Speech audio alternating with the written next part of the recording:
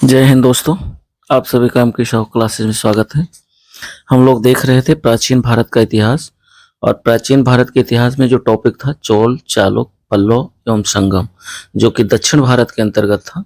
इसमें हम लोगों ने पार्ट 1 में देखा था क्वेश्चन नंबर 1 से क्वेश्चन नंबर 40 तक, और पार्ट इसी चैप्टर का है।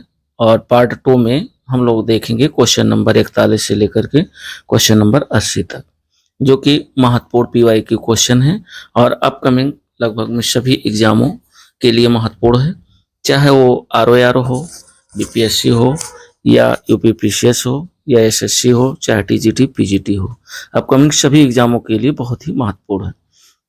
देर न करते हुए वीडियो को शुरू करते हैं। यदि चैनल पर पहली बार है तो चैनल को लाइक, शेयर और सब्सक्राइब जरूर करें। 40 तक हम लोग देख चुके थे। 41 नंबर क्वेश्चन है, कह रहा है तोल्काप्पियम ग्रंथ ये संबंधित है, किससे संबंधित है? प्रशासन से, विधि से, व्याकरण और काव्य से, या उपयुक्त सभी से। तो 41 नंबर का जो राइट ऑप्शन है वो दोस्तों सी विकल्प सही है, व्याकरण और काव्य से। राइट ऑप्शन 41 का सी विकल्प सही है।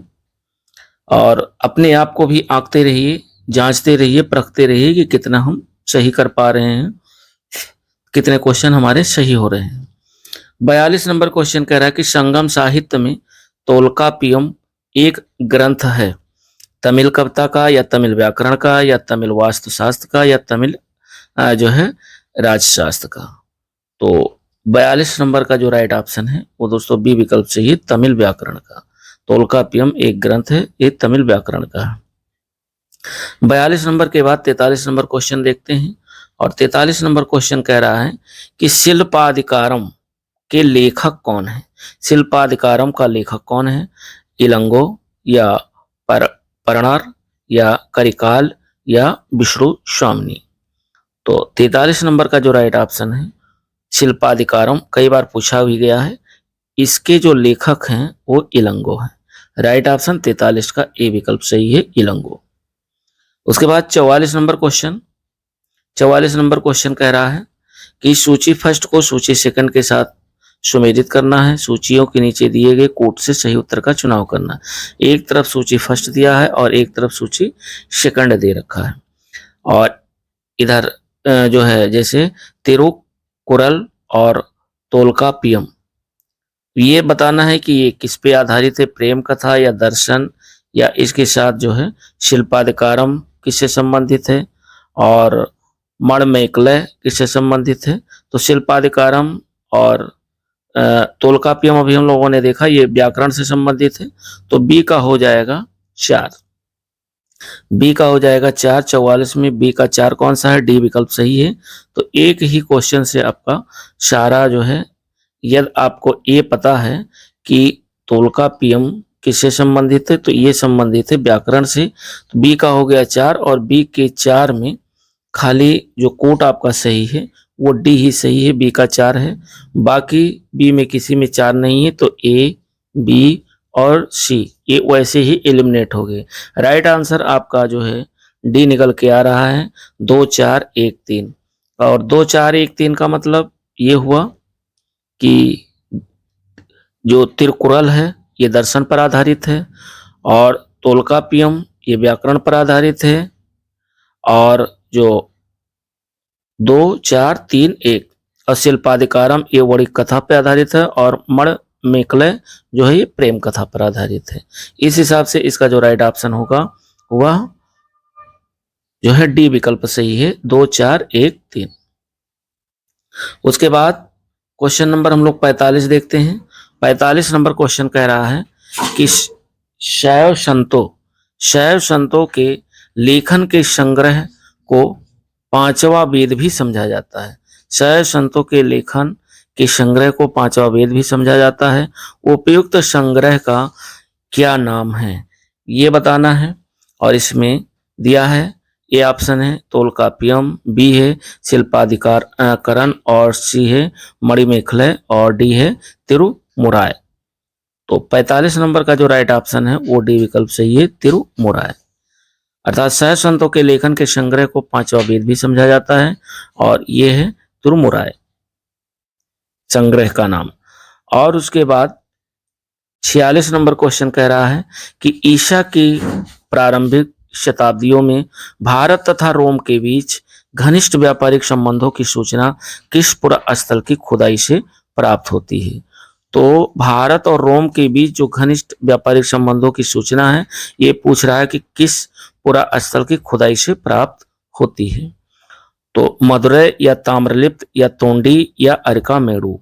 तो ये दोस्तों 46 नंबर का जो राइट ऑप्शन है वो डी विकल्प सही है, अरकामेड़ू से भारत और रोम के बीच जो घनिष्ठ व्यापारिक संबंध है, ये जो है अरकामेड़ू पुरातत्व की खुदाई से प्राप्त होती है। तो 46 नंबर का जो राइट ऑप्शन है वो डी विकल्प सही है, अरकामेड़ू। उसके बाद 47 नंबर क्वेश्चन कह रहा है कि पूर्वी भारत में प्रमुख भारतीय रोमन व्यापारिक स्थान था। तो पूर्वी भारत में प्रमुख जो भारतीय रोमन व्यापारिक स्थान था वो कौन था? राजगीर था या अरकामेड़ू था या भाग्रपीर था या तामलुक था। तो 47 नंबर का जो राइट ऑप्शन है वो बी विकल्प सही है, अरकामेड़ू। अरकामेड़ू था पूर्वी भारत में प्रमुख भारतीय रोमन जो व्यापारिक स्थान था वो था अरकामेड़ू। 47 का राइट ऑप्शन बी विकल्प सही है। 48 नंबर क्वेश्चन कह रहा है कि निम्नलिखित में से कौन सा बंदरगाह पोर्टो के नाम से दी पेरिप्लस ऑफ द इरिथियन सी के लेखक को ज्ञात था। ये आपको बताना है और इसमें दिया है अरकामेड़ू, ताम्रलिप्त, कोरके या बार बेरिकल। तो इसका जो राइट ऑप्शन है वो ए विकल्प सही है, अरकामेड़ू। 48 नंबर का जो राइट ऑप्शन है वो ए विकल्प सही है। उसके बाद 49 नंबर क्वेश्चन करा रोमन बस्ती कहां से प्राप्त हुई है, ये बताना है। रोमन बस्ती कहां से प्राप्त हुई? कालीबंगा से या अरकामेड़ू से या रंगपुर या सतारा से। तो 49 नंबर का जो राइट ऑप्शन है रोमन बस्ती जो प्राप्त हुई है वो दोस्तों प्राप्त हुई है अरकामेड़ू से। अपने आप को भी जांचते रहिए कितने आप सही कर पा रहे हैं। तो 49 नंबर का जो राइट ऑप्शन है वो बी विकल्प सही है, अरकामेड़ू। उसके बाद 50 नंबर क्वेश्चन कह रहा है कि एम्फोरा जार होता है एक, क्या होता है? छिद्रयुक्त जार या लंबा एवं दोनों तरफ हत्थेदार जार या चित्रित धूसर जार या काला और लाल मिट्टी का जार। तो 50 नंबर का जो राइट ऑप्शन है एम्फोरा जार जो होता है वो लंबा एवं दोनों तरफ हत्थेदार जार होता है। राइट ऑप्शन 50 का बी विकल्प सही है। और उसके बाद 51 नंबर क्वेश्चन कह रहा है कि निम्नलिखित राजवंशों में से किसका उल्लेख संगम साहित्य में नहीं हुआ? संगम साहित्य में नहीं हुआ है। तो कदम्ब का या चेर का या चोल का या पांड का। तो 51 नंबर का जो राइट ऑप्शन है वो दोस्तों ए विकल्प सही है, कदम्ब। यानी कदम्ब का जो उल्लेख है वो संगम साहित्य में नहीं हुआ। उसके बाद 52 नंबर क्वेश्चन कह रहा है कि निम्नलिखित में से कौन एक तमिल देश के संगम युग का राजवंश नहीं था? यानी तमिल देश के संगम युग का राजवंश नहीं था। चेर, चोल, पल्लव या पांड, यह बताना है। तो 52 नंबर का जो राइट ऑप्शन है वो सी विकल्प सही है, पल्लव। यानी तमिल देश के संगम युग का राजवंश जो है पल्लव नहीं था, बाकी चेर था, चोल था और पांड था। तो 52 का राइट ऑप्शन सी विकल्प सही है। 52 नंबर के बाद 53 नंबर क्वेश्चन कह रहा है कि धार्मिक कविताओं का जो संकलन है कुरल, कुरल कई बार पूछा गया है, बहुत इंपॉर्टेंट। जितने भी क्वेश्चन है दोस्तों सारे इंपॉर्टेंट हैं, किसी न किसी एग्जाम में जरूर पूछे गए हैं। तो धार्मिक कविताओं का जो संकलन है कुरल, कुरल पूछ रहा है कि ये किस भाषा में लिखा गया है। तो इसमें ग्रीक दिया है, तमिल दिया हुआ, तेलुगु दिया हुआ, पाली दिया हुआ है। तो 53 नंबर का जो राइट ऑप्शन है वो दोस्तों बी विकल्प सही है, तमिल। यानी कुरल जो भाषा है, कुरल जो ग्रंथ है वह तमिल भाषा में लिखा गया है। 53 नंबर के बाद 54 नंबर क्वेश्चन कह रहा है कि निम्नलिखित तमिल ग्रंथों में से किसे लघुवेद की संज्ञा दी गई है? किस ग्रंथ, तमिल के किस ग्रंथ को लघुवेद की संज्ञा जो है दी गई है? जैसे नंदी कलम्बकम या कलिंगतु पर्ण या पेरिया पुराणम या कुरल। तो कुरल तमिल ग्रंथ को जो है ये लघु वेद की संज्ञा दी गई है, अर्थात राइट ऑप्शन 54 का डी विकल्प सही है, कुरल। कुरल एक तमिल ग्रंथ है जिसे लघु वेद की संज्ञा दी गई है। और 55 नंबर क्वेश्चन कह रहा है कि निम्नलिखित में से कौन तमिल रामायण या रामावतारम का लेखक था? तमिल में जो रामायण लिखी गई या रामावतारम के लेखक कौन थे, ये बताना है। कंबन या कुट्टन या नन्नय या टिक्कड़। तो 55 नंबर का जो राइट ऑप्शन है वो ए विकल्प से ही कंबन। कंबन के द्वारा तमिल रामायण या रामावतारम लिखा गया। राइट ऑप्शन 55 का ए विकल्प सही है। 56 नंबर क्वेश्चन कह रहा है कि मध्यकालीन भारत के सांस्कृतिक इतिहास के संदर्भ में निम्नलिखित कथनों पर विचार करना है। पहला कह रहा कि तमिल क्षेत्र के सिद्ध सित्तर एकेश्वरवादी थे तथा मूर्ति पूजा की निंदा करते थे। दूसरा कह रहा कन्नड़ क्षेत्र के लिंगायत पुनर्जन्म के सिद्धांत पर प्रश्न लगाते थे तथा जात अधिक्रम को अस्वीकार करते थे। और इसमें कह रहा कि उपयुक्त कथनों में से कौन से कथन सही है, केवल फर्स्ट या केवल सेकंड या सी एक और दो दोनों सही है। तो इसमें पहला और दूसरा दोनों सही है, यानी सी वाला विकल्प सही है। राइट ऑप्शन 56 का सी विकल्प सही है, एक और दो यानी दोनों कथन सही है। उसके बाद 57 नंबर क्वेश्चन कह रहा है कि सूची फर्स्ट को सूची सेकंड के साथ सुमेलित कीजिए। दिए गए कोड का प्रयोग करते हुए सही उत्तर का चयन करना है। एक तरफ सूची फर्स्ट दिया है, एक तरफ सूची सेकंड दे रखा है। तो इसमें जो है आपको सही से मैच कराना है। जैसे गुप्त जो था वो संबंधित है किससे, ये देवगढ़ से संबंधित है। चंदेल जो थे ये खजुराहो से, और चालुक्य जो थे चालुक्य ये बादामी से, और पल्लव जो थे पनमलय से। तो इस हिसाब से अगर देखा जाए तो राइट ऑप्शन 57 का ए विकल्प सही है। 4 3 1 और 2। 57 नंबर के बाद हम लोग देखते हैं 58 नंबर क्वेश्चन। और 58 नंबर क्वेश्चन कह रहा है कि निम्नलिखित में से कौन सा एक प्राचीन भारत में व्यापारियों का निगम था। यानी प्राचीन भारत में व्यापारियों का निगम क्या था, चतुर्वेदी मंगलम या परिषद या अष्टदिग्गज या मणिग्रामम। तो 58 नंबर का जो राइट ऑप्शन है, प्राचीन भारत में व्यापारियों का जो निगम था वो था मणिग्रामम। राइट ऑप्शन 58 का डी विकल्प सही है, मणिग्रामम। उसके बाद 62 नंबर क्वेश्चन कह रहा है कि दक्षिणी भारत का प्रसिद्ध तक्कोलम का जो युद्ध है ये हुआ था। दक्षिण भारत में एक युद्ध हुआ और उस युद्ध का नाम था तक्कोलम का युद्ध। और ये पूछ रहा है कि ये किस किस के बीच हुआ था। तो इसमें दिया हुआ चोल तथा उत्तर चालुक्यों के मध्य, चोल एवं राष्ट्रकूटों के मध्य। तो ये हुआ था चोल एवं राष्ट्रकूटों के मध्य, यानी राइट ऑप्शन 62 का भी विकल्प सही है, चोल एवं राष्ट्रकूटों के मध्य ये जो प्रसिद्ध दक्षिण भारत का जो युद्ध है तक्कोलम का युद्ध ये हुआ था, चोल एवं राष्ट्रकूटों के मध्य। तो राइट ऑप्शन इसका बी विकल्प सही है। 60 नंबर क्वेश्चन कह रहा है कि चोल साम्राज्य को अंततः किसने समाप्त किया। तो चोल साम्राज्य को अंततः महमूद गजनवी ने या बख्तियार खिलजी ने या मोहम्मद गौरी ने या मलिक काफूर ने। तो इसका जो राइट ऑप्शन है वो डी विकल्प होगा, मलिक काफूर ने। चोल साम्राज्य को अंततः जो है मलिक काफूर ने ही समाप्त किया था। तो राइट ऑप्शन 60 का डी विकल्प सही है। उसके बाद 61 नंबर क्वेश्चन कह रहा है कि संगम युग में जो उरैयूर है, उरैयूर ये किस लिए विख्यात था। तो संगम युग में जो उरैयूर था ये विख्यात था, मसालों के व्यापार का महत्वपूर्ण केंद्र था, नहीं, ये कपास के व्यापार का महत्वपूर्ण केंद्र था, इसीलिए ये जो है विख्यात था। तो राइट ऑप्शन 61 का बी विकल्प सही है। संगम युग में जो उरैयूर था वो विख्यात था, इसलिए विख्यात था क्योंकि कपास के व्यापार का यह महत्वपूर्ण केंद्र था। 61 नंबर के बाद 62 नंबर क्वेश्चन देखते हैं। और 62 नंबर क्वेश्चन कह रहा है कि पांड राज की जीवन रेखा कौन सी नदी थी। यानी पांड राज की जो जीवन रेखा नदी थी उस नदी का नाम आपको बताना है, गोदावरी थी या कृष्णा थी या तुंगभद्रा नदी थी या बेंगी थी। तो ये दोस्तों थी बेंगी नदी। राइट ऑप्शन 62 का जो है डी विकल्प सही है। पांड राज की जीवन रेखा जो नदी थी उस जीवन रेखा नदी का नाम था बेंगी। राइट ऑप्शन 62 का डी विकल्प सही है। और उसके बाद 63 नंबर क्वेश्चन कह रहा है कि निम्नलिखित में से कौन से संगम पत्तन पश्चिमी तट पर स्थित थे। नीचे दिए गए कोड से सही उत्तर का चुनाव करना है। संगम जो पत्तन थे वो पश्चिमी तट पर स्थित थे, ये आपको बताना है। तो इसमें कोरके दिया है, फुहार दिया हुआ, तोड़ी दिया हुआ, मुशिर दिया हुआ है। तो इसमें जो स्थित थे वो थे एक तो तोंडी और एक था मुशिर, अर्थात 3 और 4 ये सही है। तो राइट ऑप्शन इसका सी विकल्प सही होगा, 63 का सी विकल्प सही है, तोंडी और मुशिर। उसके बाद 63 नंबर के बाद 64 नंबर क्वेश्चन हम लोग देखते हैं।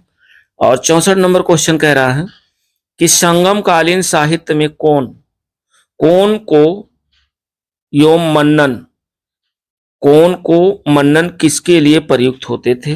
कौन को मन्नन ये बताना है कि किसके लिए प्रयुक्त होते थे, प्रधानमंत्री के लिए या राजस्व मंत्री के लिए या सेनाधिकारी के लिए या राजा के लिए। तो 64 नंबर का जो राइट ऑप्शन है वो डी विकल्प है, राजा के लिए। संगम कालीन साहित्य में कौन को या मन्नन जो प्रयुक्त किया जाता था वो राजा के लिए प्रयुक्त किया जाता था। राइट ऑप्शन 64 का डी विकल्प सही है। उसके बाद 65 नंबर देखते हैं। और 65 नंबर कह रहा है कि तृतीय संगम हुआ था। तृतीय संगम कहाँ हुआ था, अरकामेडू में या इरनाकुलम में या मदुरई में या तुकोरिन में। तो 65 नंबर का जो राइट ऑप्शन है वह सी विकल्प सही है, मदुरई में। यानी तृतीय संगम हुआ था मदुरई में। राइट ऑप्शन 65 का सी विकल्प सही है, मदुरई। 66 नंबर क्वेश्चन कह रहा है कि किस ऋषि के बारे में कहा जाता है कि उन्होंने दक्षिण भारत का आर्यकरण किया और उन्हें आर्य बनाया। विश्वामित्र थे या अगस्त थे या वशिष्ठ थे या सांभर थे। तो 66 नंबर में जो राइट ऑप्शन है वो विकल्प सही है, बी अगस्त। अगस्त ऋषि के बारे में कहा जाता है कि उन्होंने दक्षिण भारत का आर्यकरण किया और उन्हें आर्य बनाया। राइट ऑप्शन 66 का बी विकल्प सही है। 67 नंबर क्वेश्चन कह रहा है कि सूची फर्स्ट को सूची सेकंड के साथ सुमेलित करना है और कोड से सही उत्तर का चुनाव करना। सूची फर्स्ट एक तरफ दिया है, एक तरफ सूची सेकंड दिया हुआ है और एक तरफ इधर वंश दिए हुए हैं चालुक, पल्लव और हर्ष, और इधर दिया हुआ है मदुरई, कन्नौज और बादामी। फिर जो है आगे दिया है पांड, कांचीपुरम। अब आपको जो है इसका सही आंसर जो है गेस करना है कि 67 नंबर में कौन सा सही है। तो इसमें देखते हैं, जैसे चालुक्य जो था वो बादामी से संबंधित है और तो ए का हो गया 3, ए का 3 खाली ए विकल्प में ही सही है।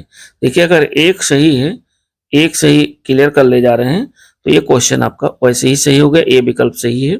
चालुक्य जो संबंधित थे वो बादामी से संबंधित थे और जो पल्लव थे ये पल्लव कांचीपुरम के थे और जो हर्ष था ये कन्नौज और पांड जो थे ये मदुरई से संबंधित थे। इस हिसाब से इसका जो है ए ही विकल्प सही है, 3 4 2 1, जो कि बहुत ही इंपॉर्टेंट क्वेश्चन है और यहां से क्वेश्चन जो है बनते ही बनते हैं। उसके बाद हम लोग देखते हैं 68 नंबर क्वेश्चन। 68 नंबर क्वेश्चन कह रहा है कि भारत के इतिहास में निम्नलिखित घटनाओं पर विचार करना है। राजा भोज के अधीन प्रतिहारों का उदय, दूसरा महेंद्र वर्मन प्रथम के अधीन पल्लव सत्ता की स्थापना, तीसरा है प्रांतक फर्स्ट द्वारा चोल सत्ता की स्थापना, चौथा है गोपाल द्वारा पाल राजवंश की स्थापना। उपयुक्त घटनाओं का प्राचीन काल से आरंभ करके सही कालक्रम में इन्हें व्यवस्थित करना है, क्रम वाइज लगाना है, ऊपर से नीचे के क्रम में। तो ये आपको देखना है, इसमें ए सही हो सकता है, बी, सी या डी। तो इसमें देखिए जो है इन चारों में अगर देखा जाए तो महेंद्र वर्मन प्रथम के अधीन पल्लव सत्ता की स्थापना हुई, पहले 2 नंबर, ये फर्स्ट नंबर पे आएगा। उसके बाद गोपाल द्वारा पाल राजवंश की स्थापना, ये सेकंड नंबर पर। तो 2 और 1, 2 1 ए विकल्प में है। उसके बाद आपका ये जो है क्या है इसमें 268, तो ये नहीं हो सकता। इसमें खाली 2 और 4 केवल सी विकल्प में सही है, यानी 2 4 फिर 1 3, फिर उसके बाद ये 3 नंबर पे और उसके बाद 4 जो है ये 4 नंबर पे। इस हिसाब से सी विकल्प 68 का सही है, 2 4 1 3। उसके बाद 69 नंबर क्वेश्चन हम लोग देखते हैं और ये कह रहा है निम्नलिखित में से कौन सी जोड़ी 6वीं से 12वीं शताब्दी तक दक्षिण भारत का राज्य एवं उसकी राजधानी सुमेलित नहीं है। राज और राजधानी से संबंधित जो है सही तरीके से सुमेलित नहीं है। तो पल्लव की जो राजधानी थी वो कांचीपुरम थी, सही है। पांड की राजधानी मदुरई थी, ये भी सही है। लेकिन जो चेर की जो राजधानी थी वो पुडुचेरी नहीं थी, ये गलत है। और चोल की राजधानी तंजौर थी, होयसल की राजधानी द्वार समुद्रम थी। तो ये भी ध्यान रखिएगा किनकी कौन राजधानियां थी। यहाँ से आपके वन लाइनर भी बन सकते हैं, लेकिन इसमें कह रहा है सही सुमेलित नहीं है, तो सी वाला विकल्प सही सुमेलित नहीं है। 69 का सी विकल्प जो है सही तरीके से सुमेलित नहीं है। उसके बाद 70 नंबर क्वेश्चन हम लोग देखते हैं।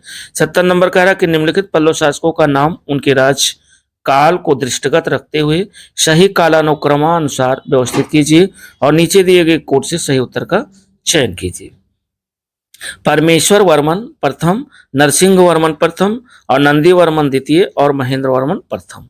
अब इनको कालक्रम के अनुसार जो है सजाना है।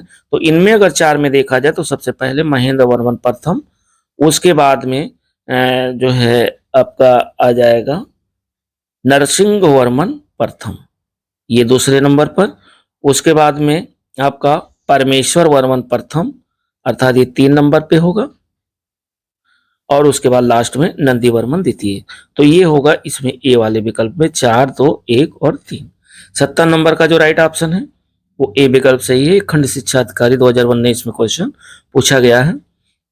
71 नंबर क्वेश्चन कह रहा है कि निम्न में से किस चीनी यात्री ने चालुक्यों के शासनकाल में चीन एवं भारत के संबंधों का विवरण दिया। तो चालुक्यों के शासनकाल में चीन एवं भारत के संबंधों का जो विवरण दिया वो फाह्यान था या ह्वेनसांग था या इतिसिंग था या मातवालिन था, ये आपको बताना है। तो 71 नंबर का जो राइट ऑप्शन है वो डी विकल्प सही है। मातवालिन। मातवालिन क्या था? ये चीनी यात्री ने चालुक्य के शासनकाल में चीन एवं भारत के संबंधों का विवरण दिया था, मातवालिन ने। राइट ऑप्शन 71 का डी विकल्प सही है। 72 नंबर क्वेश्चन कह रहा है कि किस राजवंश ने उत्तर भारत पर शासन नहीं किया। उस राजवंश का नाम बताना है जिसने उत्तर भारत पर जो है शासन नहीं किया है। तो इसमें चालुक्य दिया है, राजपूत दिया है, गुप्त दिया है और मौर्य दिया हुआ है। तो इसमें जो चालुक्य थे, चालुक्य राजवंश ने उत्तर भारत पर शासन नहीं किया था। तो राइट ऑप्शन 72 का ए विकल्प सही है, जो कि उत्तर भारत पर शासन नहीं किया, बाकी राजपूतों ने शासन किया, मौर्य ने किया और गुप्त ने किया। 72 नंबर के बाद 73 नंबर क्वेश्चन कह रहा है कि निम्नलिखित में से किस राजा ने अपने मंत्रियों को पशुओं पर क्रूरता पर प्रतिबंध लगाने के लिए काशी क्षेत्र भेजा था। चालुक्य राजा सिद्धराज जयसिंह ने, या चालुक्य राजा कुमारपाल ने, या चोल राजा कुलोत्तुंग फर्स्ट ने, या कश्मीरी राजा जयसिंह ने। तो 73 नंबर का जो राइट ऑप्शन है वह बी विकल्प से ही चालुक्य राजा कुमारपाल ने। राइट ऑप्शन 73 का बी विकल्प सही है। उसके बाद 74 नंबर कह रहा है कि कदम्ब राजाओं की जो राजधानी थी वो कहाँ थी। Very very important question. तो कदम्ब राजाओं की राजधानी तंजौर थी, या बनवासी थी, या कांची थी, या बादामी थी। तो राइट ऑप्शन 74 का बी विकल्प से ही बनवासी। कदम्ब राजाओं की जो राजधानी थी वो बनवासी थी। उसके बाद 74 के बाद 75 नंबर क्वेश्चन हम लोग देखते हैं, और 75 नंबर कह रहा है कि निम्नलिखित में से कौन सा एक काकतीय राज में अति महत्वपूर्ण समुद्र पत्तन था। तो काकतीय राज में अति महत्वपूर्ण जो समुद्र पत्तन था उस पत्तन का आपको नाम बताना है। तो काकीनाडा था, या मोटूपल्ली था, या मछलीपट्टनम था, मसूलीपट्टनम, या नेल्लोरू था। तो ये 75 नंबर का जो राइट ऑप्शन है वो बी विकल्प से ही है, मोटूपल्ली। अर्थात काकतीय राज में जो अति महत्वपूर्ण समुद्र पत्तन था वो मोटूपल्ली था। राइट ऑप्शन 75 का बी विकल्प सही है। 76 नंबर क्वेश्चन कह रहा है कि दक्षिण भारत के किस वंश के राजा ने रोम राज में एक दूत 26 ईस्वी पूर्व में भेजा था। यानी दक्षिण भारत का उस राजवंश का नाम बताना है। राजवंश के किस राजा ने रोम राज्य में एक दूत 26 ईस्वी पूर्व में भेजा था। चोल ने भेजा था, या चेर ने भेजा था, या पांड ने, या चालुक्य ने। तो 76 नंबर का जो राइट ऑप्शन है वो सी विकल्प सही है। पांड जो है राजवंश ने, पांड राजा ने रोम राज्य में एक दूत जो 26 ईस्वी पूर्व में भेजा था वो था पांड। उसके बाद अपने आप को भी आंकते रहिए, जांचते रहिए, परखते रहिए। और 77 नंबर क्वेश्चन कह रहा है कि मीनाक्षी मंदिर स्थित है, ये कहाँ स्थित है? मदुरई में, या पुटुकोट्टू में, या श्रीरंगम में, या तंजावुर में। तो 77 नंबर का जो राइट ऑप्शन है मीनाक्षी मंदिर जो स्थित है वो दोस्तों मदुरई में स्थित है। वेरी वेरी इंपॉर्टेंट, कई बार क्वेश्चन पूछा गया है। 77 नंबर का जो राइट ऑप्शन है वो ए विकल्प सही है, मदुरई। 78 नंबर क्वेश्चन कह रहा है कि मीनाक्षी मंदिर यहाँ अवस्थित है, अर्थात ये भी फिर से पुनः रिपीट कर रहा है क्वेश्चन। तो चेन्नई में, कोलकाता में या मदुरई में? अभी हम लोगों ने ऊपर वाले क्वेश्चन में 77 में देखा है मीनाक्षी मंदिर मदुरई में अवस्थित है। तो राइट ऑप्शन 78 का सी विकल्प सही है, मदुरई। उसके बाद 79 नंबर जो क्वेश्चन है वो सही सुमेलित करना है और मैचिंग पर आधारित है। तो इसमें हम लोग देखते हैं कि जैसे मीनाक्षी जो मंदिर है ये कहाँ है, या वेंकटेश्वर मंदिर कहाँ है, या महाकाल मंदिर कहाँ है, या बेल्लोर मठ कहाँ है। तो इनको सही तरीके से मैचिंग कराना है। तो जो मीनाक्षी मंदिर है वो दोस्तों आपके मदुरई में स्थित है, अभी हम लोगों ने ऊपर देखा ही है। तो ए का हो गया दो, और अब यही अगर देख लेते हैं ए का खाली दो, बी में सही है तो ए एलिमिनेट हो गया, सी एलिमिनेट हो गया और डी एलिमिनेट हो गया। अगर एक आपको पता है तो ये जो भारी भरकम क्वेश्चन है ये आपका आसानी से सही हो जाएगा। उसके बाद वेंकटेश्वर जो मंदिर है ये कहाँ स्थित है?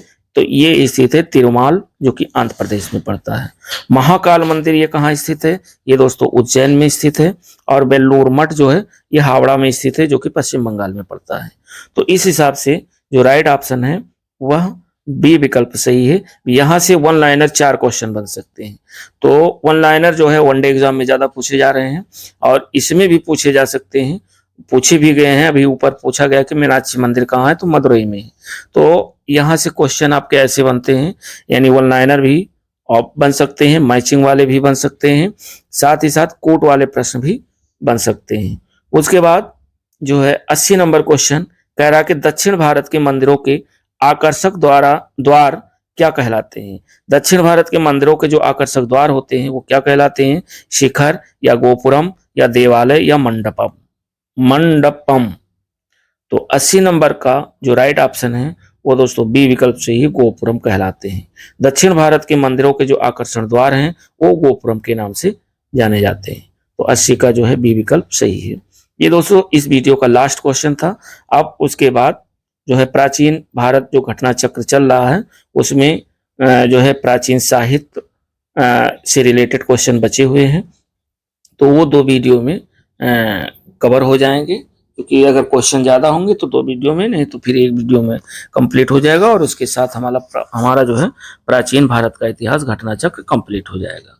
जिन लोगों ने एनसीईआरटी सार संग्रह ऑनलाइन न देखा हो, पूरी बुक कंप्लीट है, आप प्लेलिस्ट पे जा करके chapter wise chapter, topic wise topic देख सकते हैं। साथ ही साथ घटना चक्र, भारत का भूगोल, विश्व का भूगोल, आधुनिक भारत का इतिहास, प्राचीन और जो है मध्यकालीन भारत का इतिहास ये कंप्लीट है, और साथ ही साथ प्राचीन भारत का इतिहास कंप्लीट होने वाला है। तो जो भी वीडियो आप लोगों की मिस हुई हो तो आप प्लेलिस्ट के माध्यम से जा करके देख सकते हैं।